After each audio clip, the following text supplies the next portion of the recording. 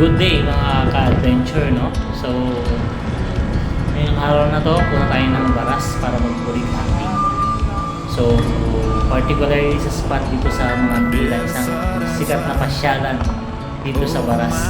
Kasi dito matatagpuan yung nakalinya ng mga mahogany. So, para siyang Nami Island sa Korea. So, itong restaurant na to, tsaka coffee shop, meron silang DK na mahaba. So, dito na pwede tayong mag-casting. So, actually, free naman dito basta mag-order ka ng coffee. Pero, or kakain ka ng restaurant. Pero sa akin kasi, ang purpose ko dito mag-fully casting. So, bali, parang sightseeing ka lang, parang day entry ka lang, 30 peso lang. So, whole day mo na yun, pwede ka na mag-casting or mag-fully casting. So, gagamit nga pala tayo ng soft lure. Kasi yan ang mga gusto ng mga bulig.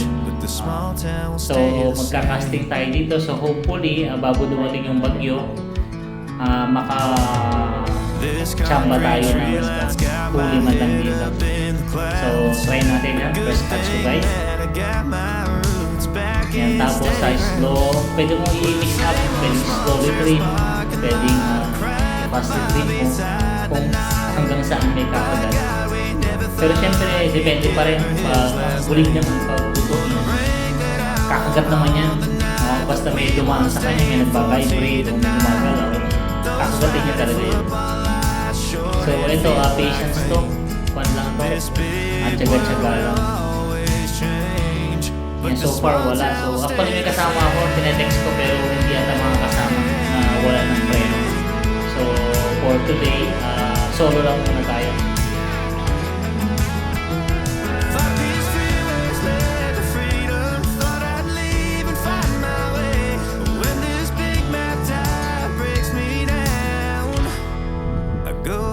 To the place where the same old and welcome sign with population getting by, crossing that county line brings back the good old days.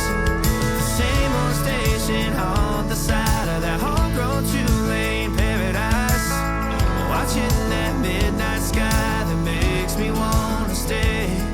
This big world will always. So okay naman dito, medyo marami lang mga water lily. So iwas sabit ka lang. Mas maganda sana nga pag purely walang water lily. So walang kagat dito sa spot na to. So hanap tayo ng iba na medyo malapit sa dike. Tapos wala masyadong water lily. Yun yung spot na yun. Try din natin mag-casting doon.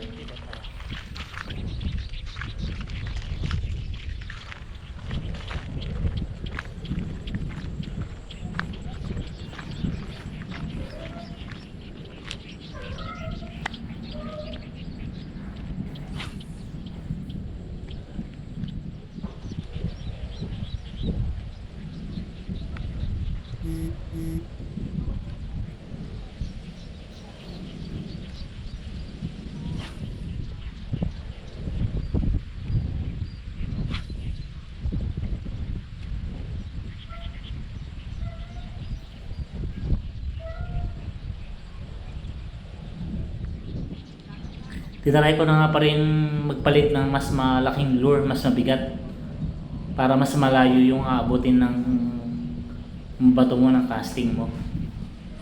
Kasi medyo mahangin kasi may parating na bagyo. So yan, medyo pinipigilan niya yung natin, yung lure natin na may bato sa kabilang dulo. So sige lang, tsaga-tsaga lang tayo.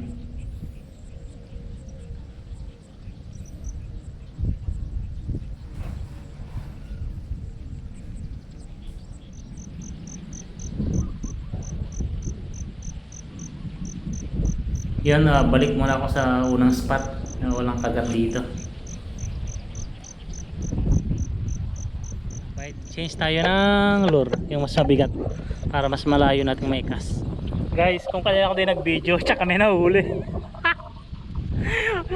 First catch natin guys, isang bulig, good size. Yes. Guys, first catch natin, bulig.